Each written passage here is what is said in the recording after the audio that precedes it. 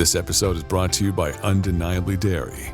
Dairy farmers are more than farmers. They're climate caretakers. They see water as a precious resource. Most farmers recycle water up to 4 times, from chilling the milk to irrigating their crops.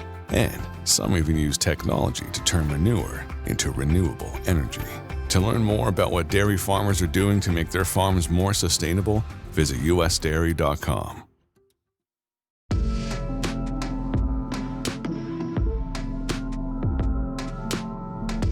The screenwriters' strike in Hollywood is now entering its 4th month.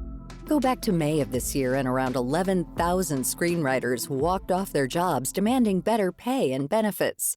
Then, in July, the American Actors Union, which includes 160,000 actors, joined the picket lines.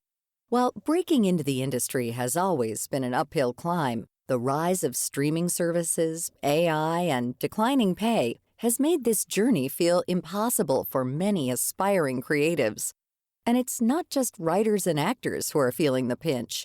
It's musicians as well. But why isn't this group declaring a strike? There's a bunch of different organizations that are kind of all working together, but they're not technically, they don't have the same power that unions have, where you can essentially go on strike and then sort of sit down and negotiate collectively all together for a higher rate. That's David Lowry, a senior lecturer in the Music Business Certificate Program at the University of Georgia. Lowry says that musicians' unions do exist. There's the American Federation of Musicians and the Songwriters Guild of America. However, neither group is officially recognized by the National Labor Relations Board. Without an approved union to collectively bargain on their behalf, musicians are treated by record labels, concert venues, and streaming services as independent contractors rather than collective employees. We can collectively bargain with a threat of a strike in certain narrow areas where we're seen as providing labor for employers, right?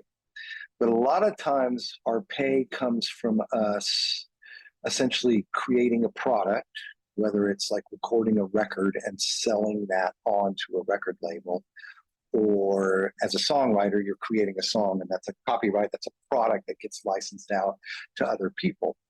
And when you're not laboring directly for an employer, the rules are very different about whether you can strike.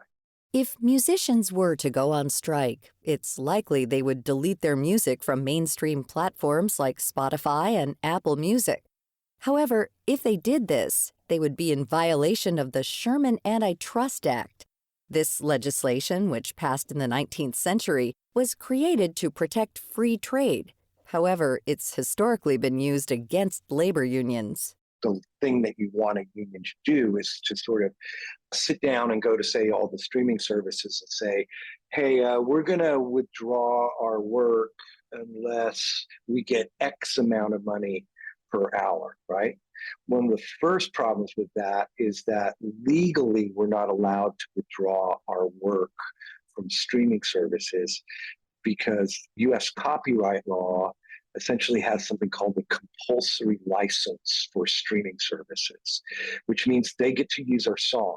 If we got paid well, that would be okay, but the federal government also has a board that sets those rates, and the board's been better lately, getting us more money, but we're starting way behind the 8 ball. We're starting from like a really low rate. Since musicians can't pull their music from streamers, another solution is to set an agreed-upon price per song or album played on these platforms.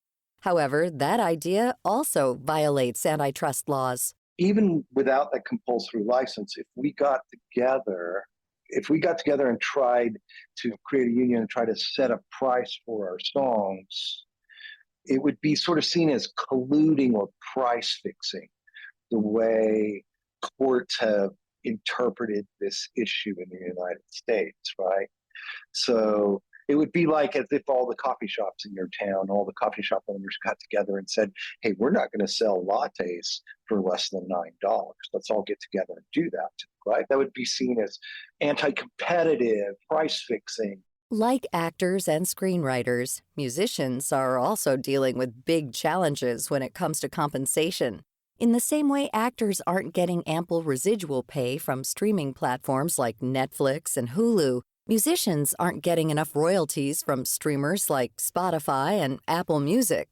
Compared to the days of CDs and cassette tapes, musicians are making pennies on the dollar. In 2022, Spotify's worldwide annual revenue increased by over 20% from 2021 to $12.3 billion. During that same time, the number of artists who were making over $50,000 on Spotify decreased by 58%. So as the streamers have been making more and more money, musicians have been making less and less.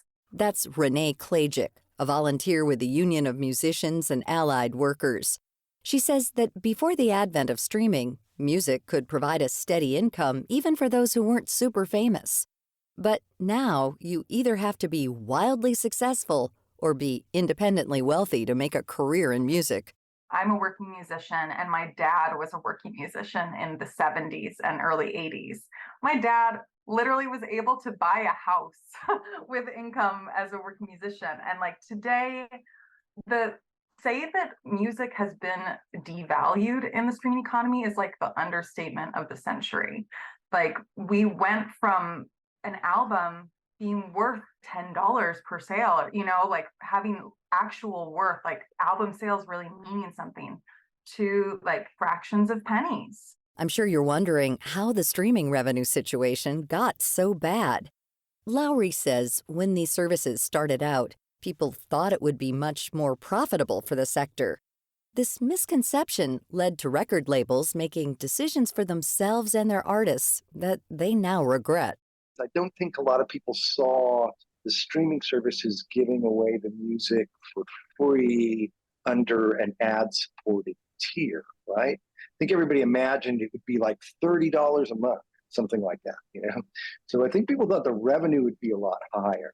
There was a kind of a mistake made at the very beginning where the labels essentially agreed to take a percentage of the streaming services revenues, not realizing that those streaming service revenues would actually be quite low.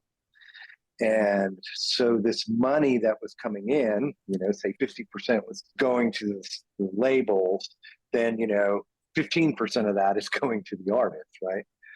So a lot of it was just nobody knew what the world looked like or what the world would look like after streaming. While the road might be more difficult than it is for actors and screenwriters, both Lowry and Klajic remind us not to lose hope. One potential solution is to lobby federal lawmakers. We are working with members of Congress to push for new legislation that would introduce a new streaming royalty rate, similar to a program that already exists for satellite radio. And we do think that there needs to be congressional action taken to address the fact that streaming platforms are relatively unregulated, and that's how they've gotten away with giving musicians this bad deal. And those of you listening can take action too. But be warned, it includes ditching Apple Music and Spotify. If you're a music fan, or if people listening are a music fan, then be aware that you paying for your Spotify subscription or whatever is not a meaningful way to support the artists that you love. And if you want to support them, the ways to support them that are truly meaningful are coming out to their show, buying their album on Bandcamp, buying their merch, sharing their music, and helping other people to know to like support them financially, because it's tough out there. If these steps were taken, pursuing music as a career could be a more realistic option for thousands more. This would also lead to a more diverse pool of voices and talent. Those who are in a position to pay musicians fairly, such as venues, such as record labels not doing predatory deals with musicians, and then music fans making sure that you are really valuing that work, because like music is not going anywhere. We love music, but what music industry we end up with and what musicians are able to kind of rise to prominence, that is based on like a lot of factors largely shaped by privilege, that like if we collectively value music appropriately, we can end up with a fairer, better, more diverse, more vibrant music industry. To find out more about David Lowery, Renee Klajic, and all our featured guests, visit viewpointsradio.org. For more behind the scenes, check out Viewpoints Radio on Twitter, Facebook, and Instagram. This segment was written and produced by Grace Galanti. Our executive producer is Amira Zaveri. Our studio manager is Jason Dickey. I'm Marty Peterson.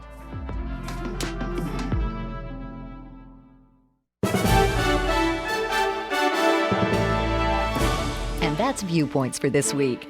Follow us on Twitter, Facebook, and Instagram to learn more about upcoming shows and find a library of past programs on Apple Podcasts, Google Play, and Spotify. Plus, you'll always find previous segments and more information about our guests at viewpointsradio.org. Join us again next week for another edition of Viewpoints.